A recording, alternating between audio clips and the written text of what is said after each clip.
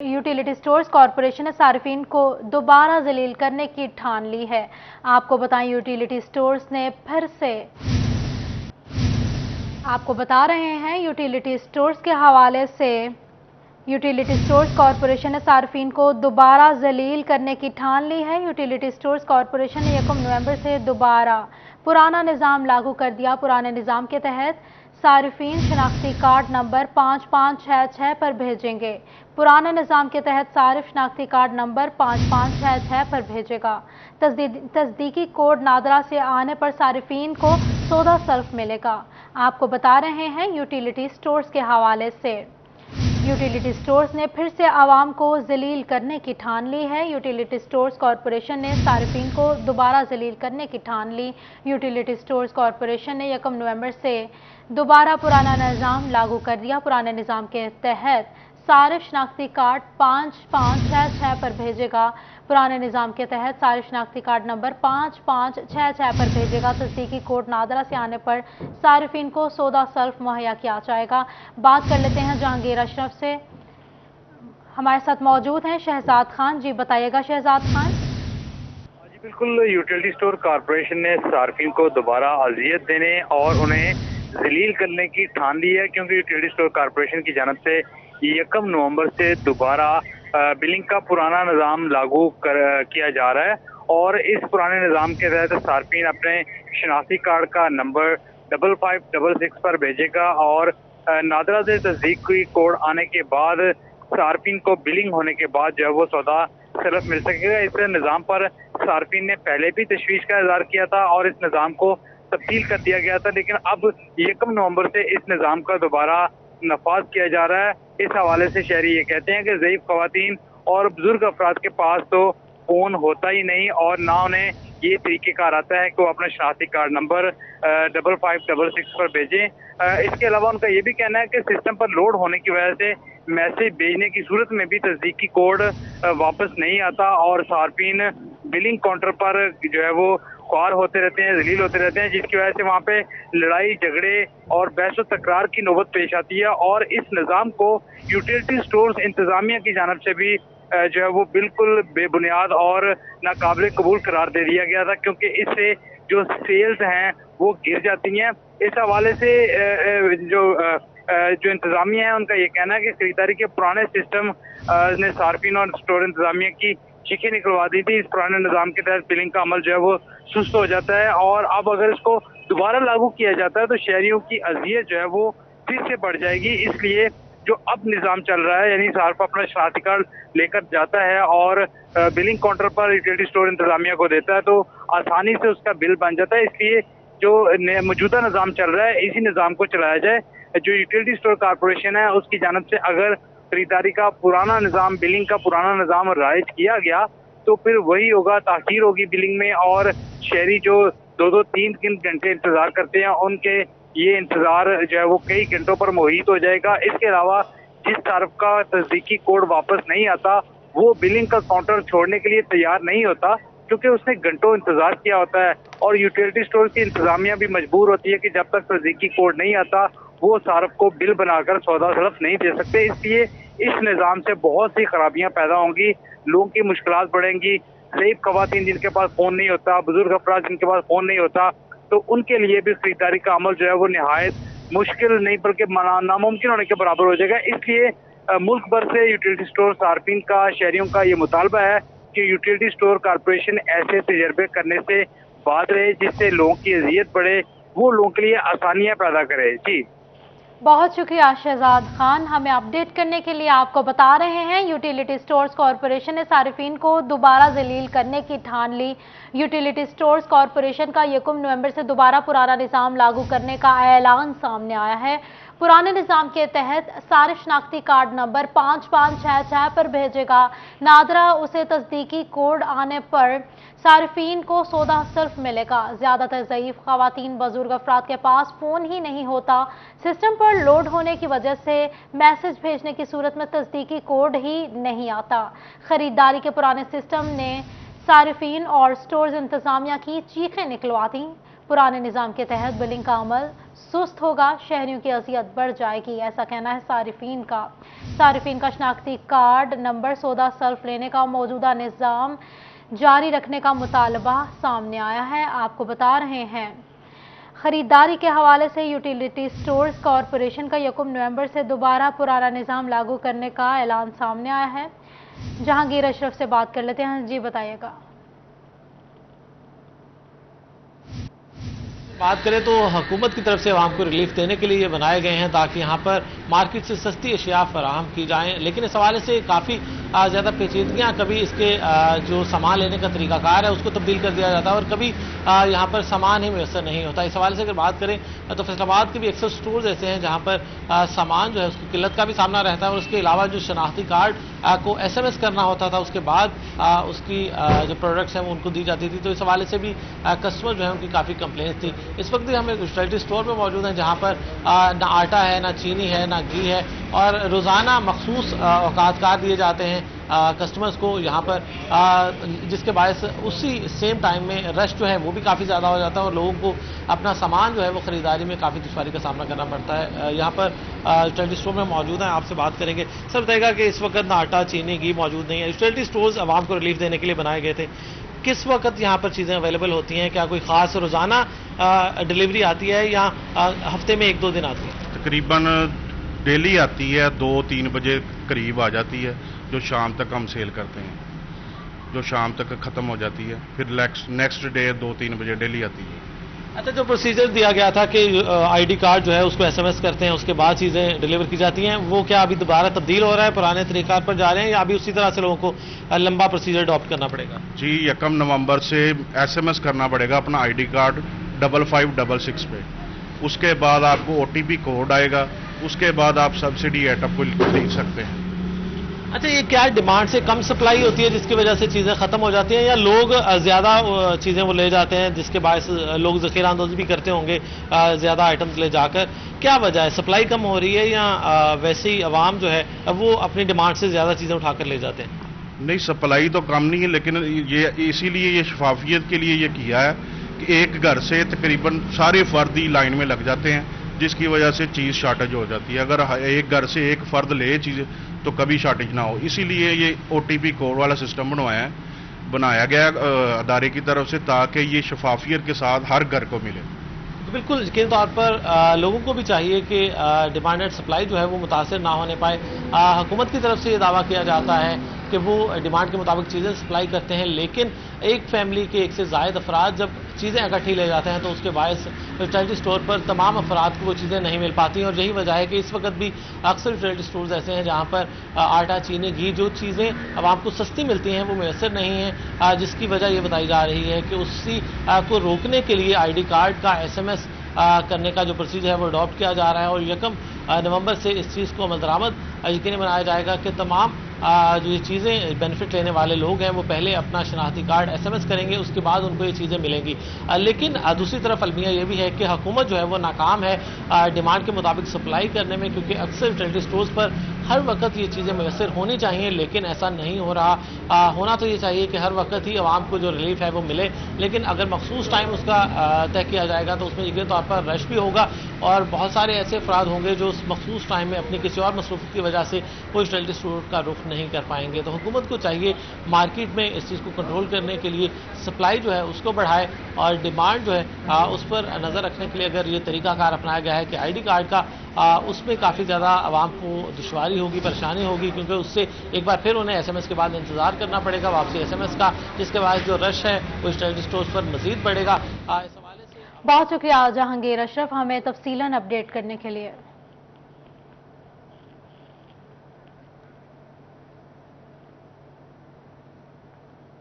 और अब आपको बताएं, झंग में डिस्ट्रिक्ट हेडक्वार्टर अस्पताल में आए मरीजों के लिए अच्छी खबर सामने आई है। घंटों टेस्ट रिपोर्ट का इंतजार खत्म हो चुका। डिस्ट्रिक्ट हेडक्वार्टर अस्पताल की लेबोरेटरी में नई केमिस्ट्री एनालाइजर नस्ब कर दी गई है। बात कर लेते हैं वसीम से। जी बताइएगा वसीम अजीज। जी बिल्कुल, डिस्ट्रिक्ट हेडक्वार्टर अस्पताल में आने वाले मरीजों के लिए जो है اچھی خبر دیکھنے میں آ رہی ہے. پیتھالوجی وارڈ میں کیمسٹری اینالائزر جو ہے یہاں پر لگا دیا گیا ہے، جس سے مریضوں کی مشکلات کم ہوں گی. ایک ہی ٹائم میں جو ہے وہ 100 سے زائد مریضوں کے یہاں پر ٹیسٹ کرنے کی سہولت موجود ہے. میرے ساتھ ڈاکٹر مشل سکندر صاحبہ موجود ہیں، ان سے بات کرتے ہیں. ڈاکٹر صاحبہ بتائیے گا اس کیمسٹری اینالائزر کا کیا فائدہ ہوگا اور اس کا پروسیجر کیا ہے؟ السلام علیکم. جی، یہ ہمارے پاس state of the art fully automated chemistry analyser install کیا گیا ہے DHQ میں، اور اس کا فائدہ یہ ہے کہ یہ بیک وقت 100 ٹیسٹ لگا سکتی ہے مشین، اور ود ان منٹس اس کے رپورٹس آ جاتے ہیں. تو ہم اب تھوڑے ٹائم میں زیادہ پیشنٹس کو اکوموڈیٹ کر پا رہے ہیں، اور یہاں پر DHQ میں رش آف ورک بہت زیادہ ہے اور دن بدن بڑھتا جا رہا ہے. تو یہ نیڈ آف دا آور تھی، اور ہم جلدی پیشنٹس کو رپورٹ دے پائیں گے. جتنا پہلے اکوموڈیٹ کر پا رہے تھے اس سے double triple patient load accommodate کر پا رہے ہیں. So it's very beneficial for the public. اس سے جو ہے ٹیسٹ رپورٹ کے ریزلٹس میں بھی فرق ہے، دیکھنے میں آ رہا ہے، یہ بہتر ہے پہلے سے؟ جی بالکل.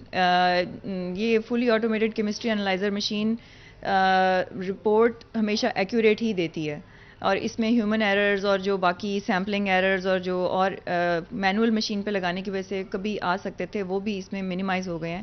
سو کوالٹی آف ٹیسٹنگ بھی بڑھ گئی ہے اس سے. جی بالکل، کوالٹی آف ٹیسٹنگ بھی بڑھ گئی ہے، اور اسی کے ساتھ یہ کم ٹائم میں جو ہے وہ زیادہ ٹیسٹ کرنے کی صلاحیت رکھتی ہے. DHQ ہسپتال میں جو ہے مریضوں کا رش. مزید ہمیں اپڈیٹ کرنے کے لیے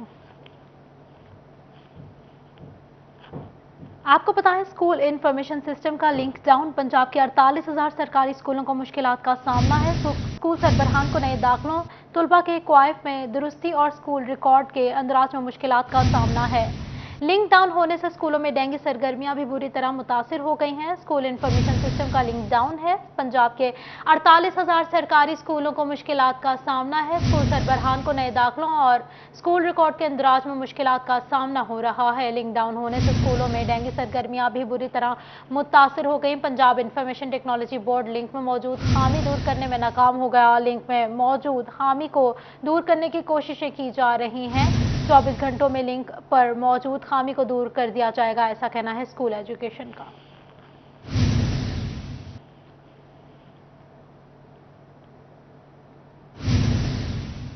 آپ کو بتا رہے ہیں لنک ڈاؤن ہونے کی صورتحال کے حوالے سے. اسکول انفارمیشن سسٹم کا لنک ڈاؤن. پنجاب کے 48,000 سرکاری اسکولوں کو مشکلات کا سامنا. اسکول سربراہان کو نئے اسکولوں، طلبہ کے کوائف میں درستگی اور اسکول ریکارڈ کے اندراج میں مشکلات کا سامنا ہے. لنک ڈاؤن ہونے سے اسکولوں میں ڈینگی سرگرمیاں بھی بری طرح متاثر ہو گئیں.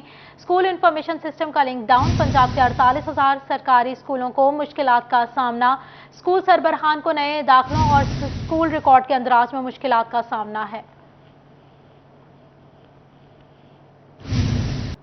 اب آپ کو بتائیں، فیصل آباد مراکز صحت میں دیہی آبادی کے مکینوں کو علاج معالجے کی فراہم کردہ سہولیات میں فقدان کا انکشاف ہوا ہے. مانیٹرنگ اینڈ ایولیوشن اسسٹنٹ نے محکمہ صحت کی ماہ اکتوبر کی کارکردگی کو ناقص قرار دے دیا ہے. اسی بارے میں بات کر لیتے ہیں آزادار حسین سے. جی بتائیے گا آزادار. آج بالکل مانیٹرنگ اینڈ ایولیوشن اسسٹنٹ کی جانب سے ماہ اکتوبر کی جو ہے رپورٹ جاری کی گئی ہے، اور اس سلسلے میں جو بنیادی مراکز صحت میں سہولیات کے فقدان سے متعلق جو ہے ذکر کیا گیا ہے، جس میں آٹو کلیو شامل ہے، اور اس کے علاوہ بیبی لائٹ جو کہ لائٹ ایمرجنسی لیبر روم میں آپریشن تھیٹر جو بنائے گئے ہیں ان کے حوالے سے ہے، میڈیسن کے حوالے سے ہے. تو اس سلسلے میں کیونکہ فیصل آباد ضلع بھر کے 168 بنیادی مراکز صحت اور 15 رورل سینٹر کا نظام PHFMC دیکھ رہے ہیں، کہاں پہ گیپ ہے، محکمہ صحت کی ذمہ داری ہے یا PHFMC کی ذمہ داری ہے. ہمارے ساتھ ڈسٹرکٹ انچارج ماں بچہ صحت پروگرام ڈاکٹر خاتم حسین موجود ہیں، ان سے جانتے ہیں. جی سر، رپورٹ ماہ اکتوبر کی جاری کی گئی ہے، کیا کہیں گے اس رپورٹ کے حوالے سے؟